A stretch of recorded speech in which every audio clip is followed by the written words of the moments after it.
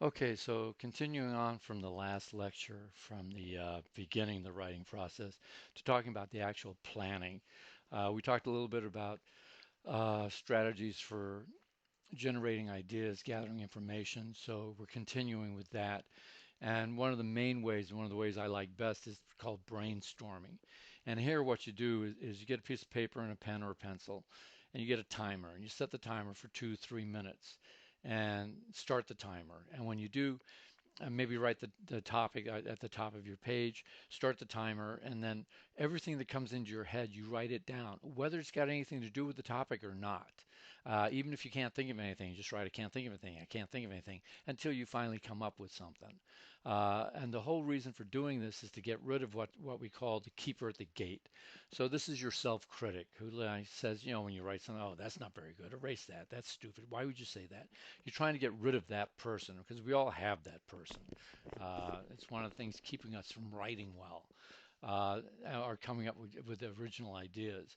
And so by just writing everything down and not thinking about it, just whatever comes into your head, writing it down, you kind of kick that keeper at the gate off to the side and let everything come. And then what you do then is after the timer goes off and the 2 or 3 minutes has passed, you look at what you've written and you circle anything that's good.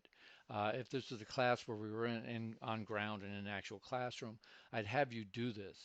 And I would yell at you if I'd see your pencil stop at any time, because your pencil isn't supposed to stop, your pen isn't supposed to stop. You just keep going.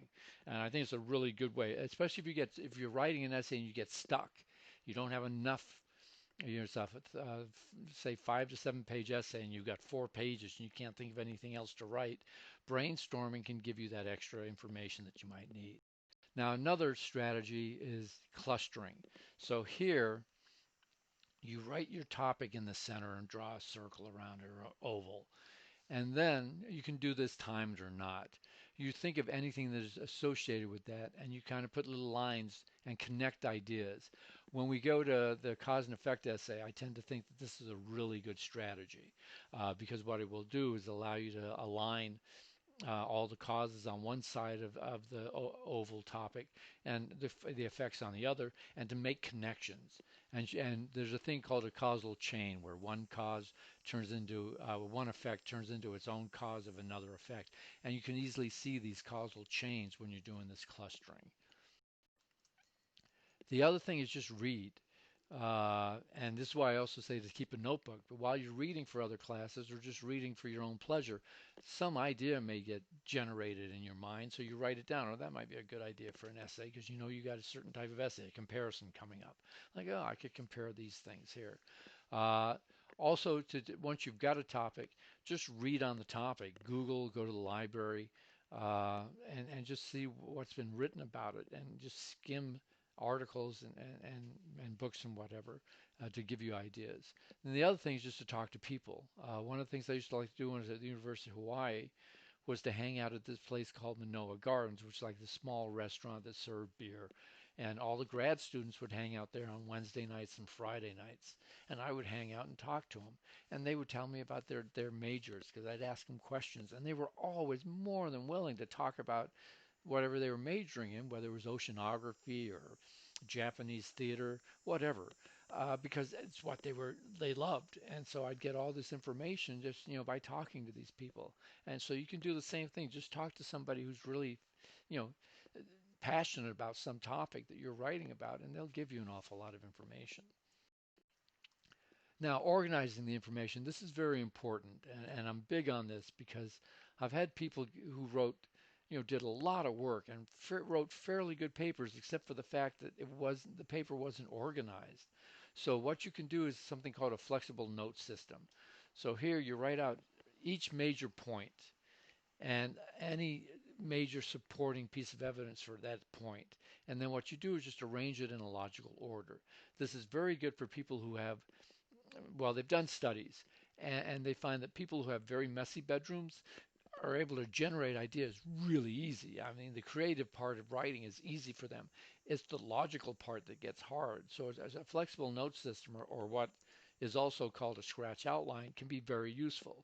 People who tend to be have very, very neat bedrooms, especially, like, way neater than they should be. These people tend to be very logical in their thinking, but have a harder time generating ideas. So while the flexible note system or the scratch outline may be not be as helpful to them, the brainstorming, the clustering may be more useful. So you have to decide what type of person you are. And again, those are just generalities. You may have a very long or very neat bedroom and not be logically minded and but be very creative.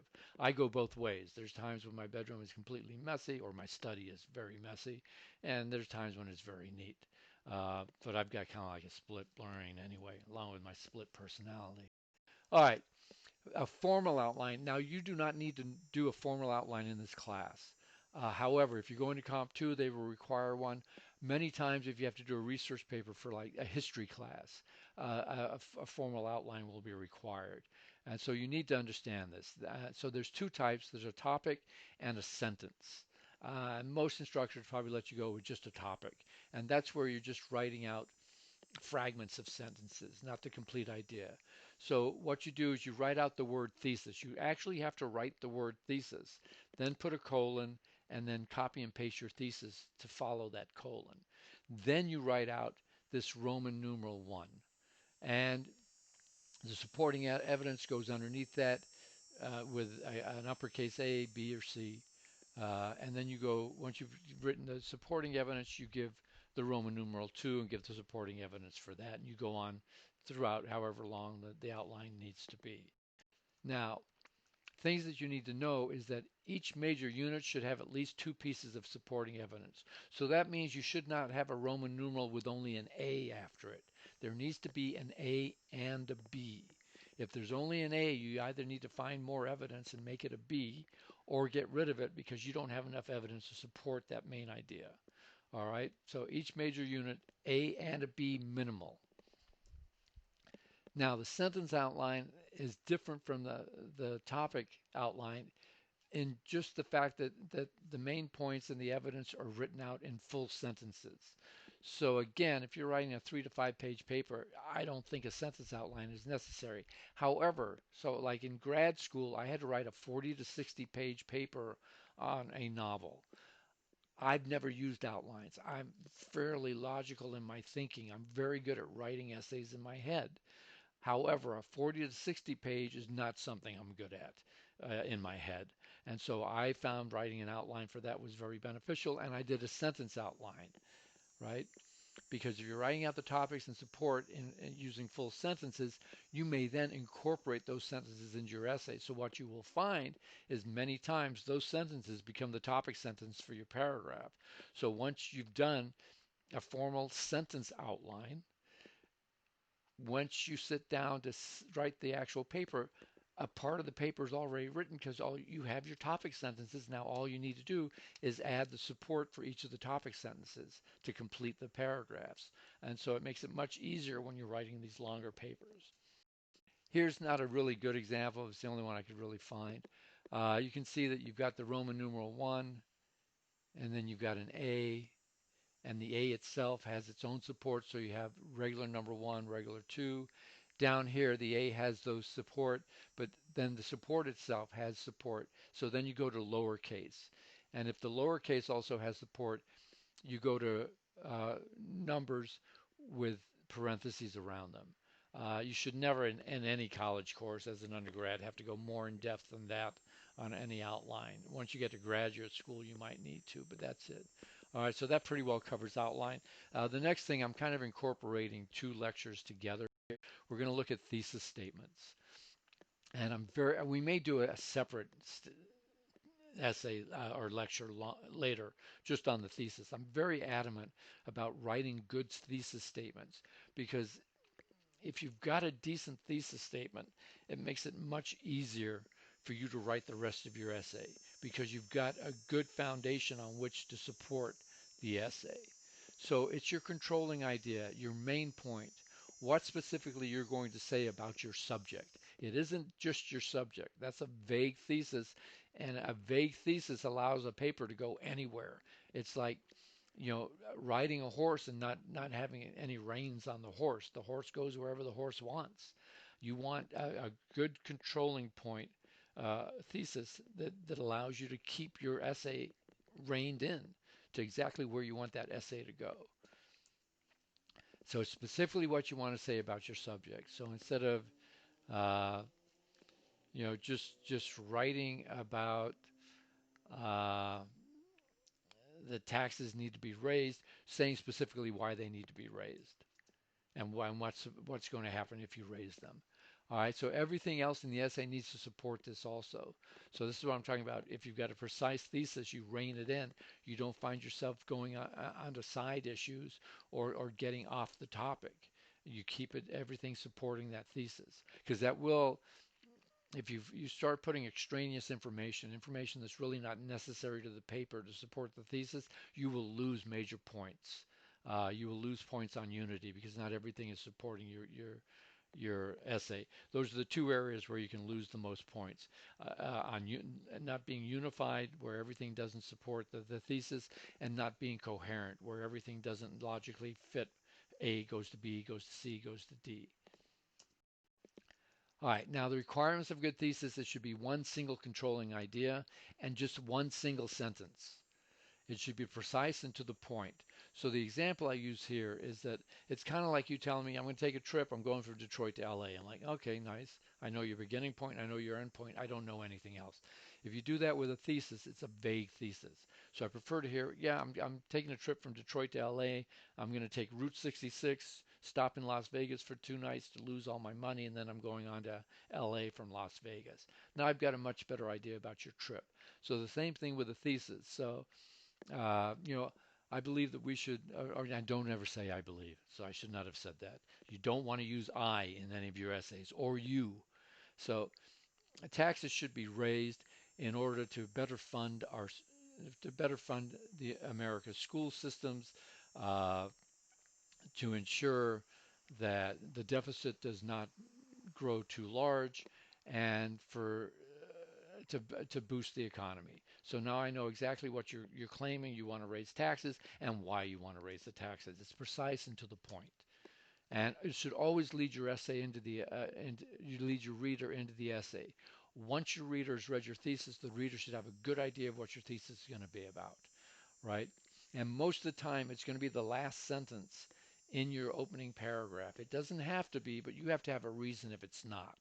Most of the time, like 95% of the time, your thesis will be the last sentence in the first paragraph. Make sure it's not too narrow or too broad. So let's say you're asked to write a paper on the Civil War for your history class, and it's 3 to 5 pages. You can't write a paper on the causes of the Civil War in 3 to 5 pages. I mean, that's a book. The cause of the Civil War, you can write an entire book on, so that's too broad. But trying to write that Fort Sumter is a main cause of the Civil War may be too narrow. You may not be able to get that into 5 to 7 pages. You're going to not have enough information. So you have to decide whether your thesis is too narrow or too broad for the length of the paper. Now, the other thing you need to know is that certain essays may not have a thesis. When we get to narrative, the last essay you're writing in this class, it may be implied. So narratives are a really good example of this, where the entire narrative kind of is your thesis because it makes the main point and it's implied, and the reader has to take that away. It's one of the reasons that it's enjoyable reading fiction and narratives, is that you get to play detective as well. What's the main point of this story? All right. And always be prepared to change your thesis if the development of the essay requires it. So I had a student write a paper in a Comp 2 class wanting to bring back the death penalty, and her reasoning was because it would lower taxes, because we wouldn't be keeping people in prison their entire lives. But it turned out as she was doing her research that it actually costs more money to put people on death row and kill them because they're allowed to appeal it so many times, and the appeal process is so expensive. So she came to me and said, what am I going to do? I've done all this research. I'm like, well, just change your thesis. So she changed her thesis to, we should bring back the death penalty because it brings closure to the victims of the family. It works as a deterrent to keep other people from killing people, and it adds to our sense of justice. So she had the same paper, just a different thesis. So you have to watch that. If you write an essay and it doesn't support your thesis, what thesis does it support? Don't write a whole new paper, change the thesis. All right, so that should take care of chapter three for us and the thesis. The only other lecture, I guess, is subject and verb agreement for this week.